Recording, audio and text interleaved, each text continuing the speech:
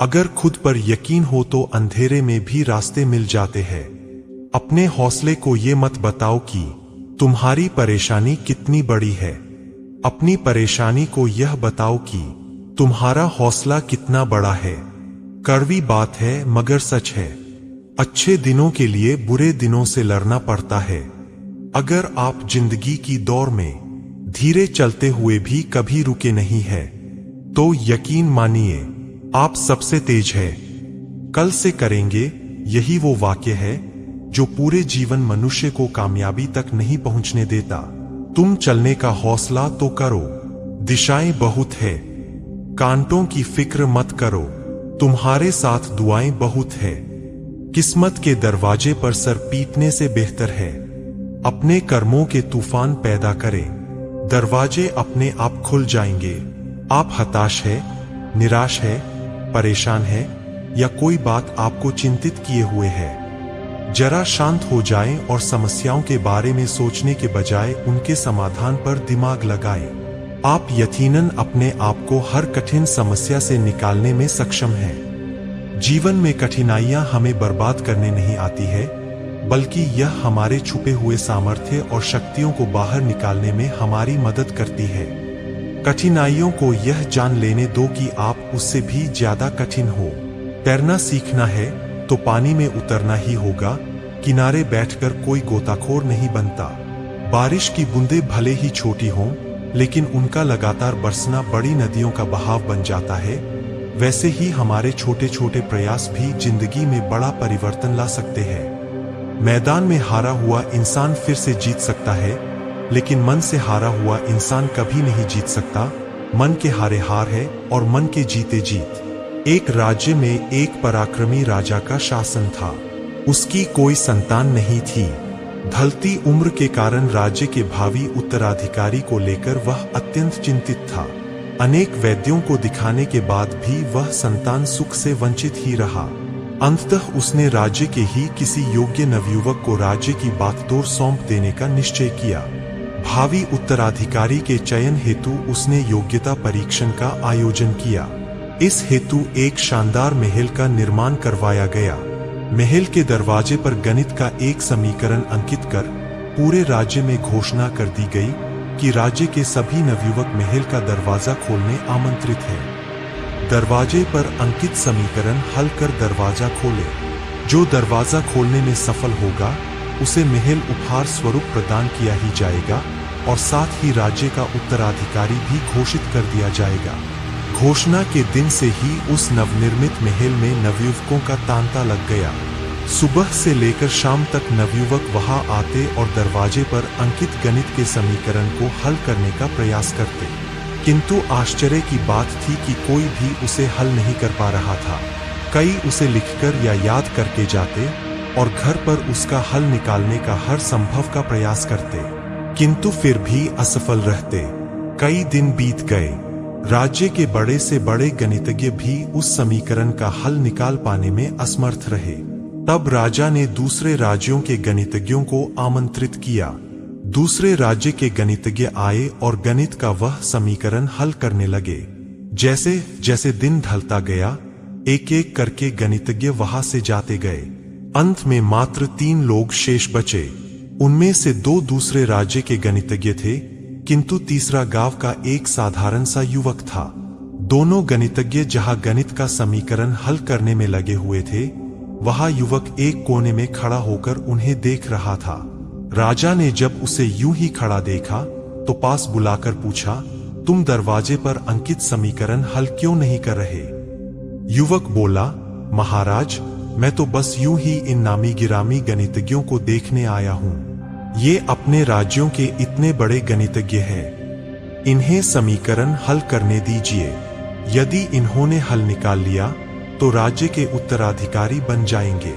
इससे बड़ी खुशी की बात और क्या होगी?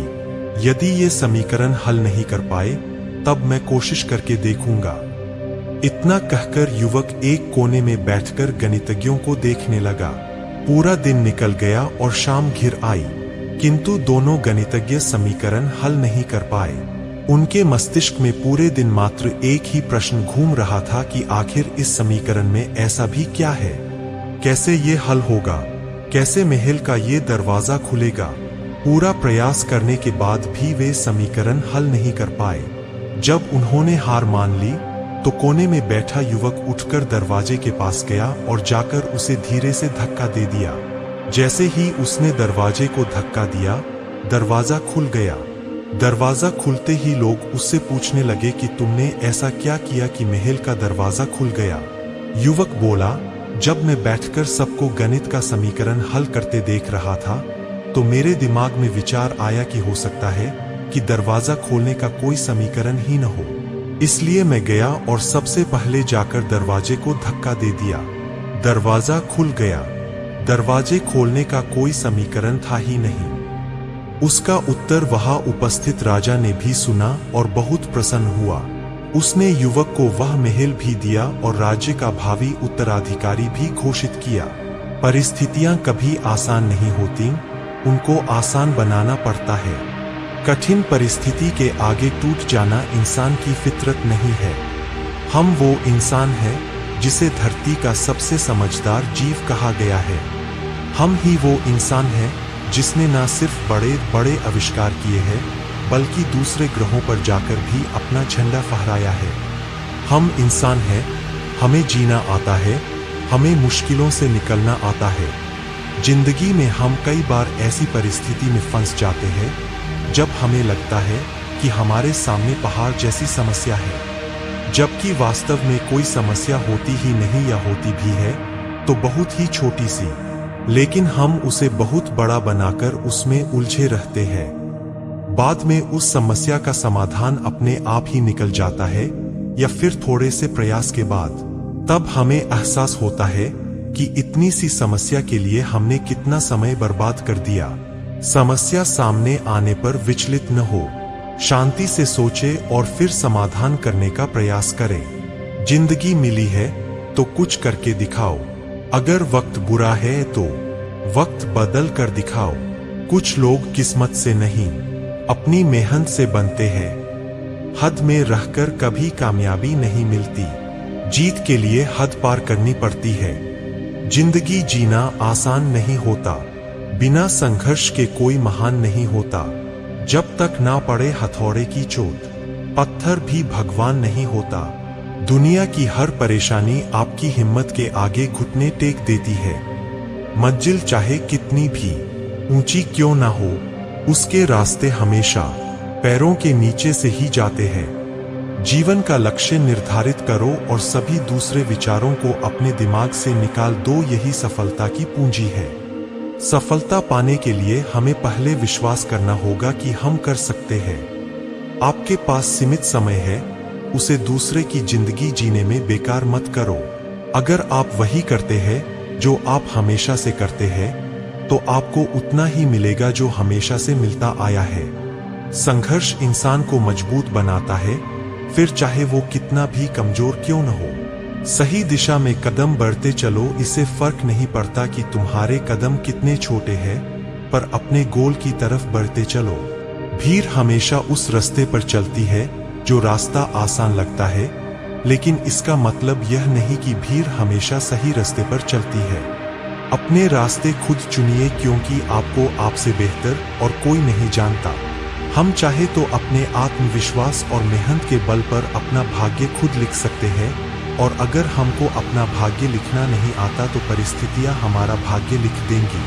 आप यह नहीं कह सकते कि आपके पास समय नहीं है, क्योंकि आपको भी उतना ही समय मिलता है जितना समय महान और सफल लोगों को मिलता है। मुसीबतों से भागना नई मुसीबतों को निमंत्रण देने के समान है। जीवन में समय समय पर चुनौतियों और मुसीबतों का सामना करना पड़ता है, और यही जीवन का सत्य है। एक शांत समुद्र में नाविक कभी भी कुशल नहीं बन पाता। सफलता का आशीर्वाद केवल उन्हें ही मिलता है जिन्होंने कभी संघर्ष के कदमों को स्पर्श किया हो। वीडियो पसंद आया हो तो हमें सब्सक्राइब करें और ज्यादा से ज्यादा शेयर करें।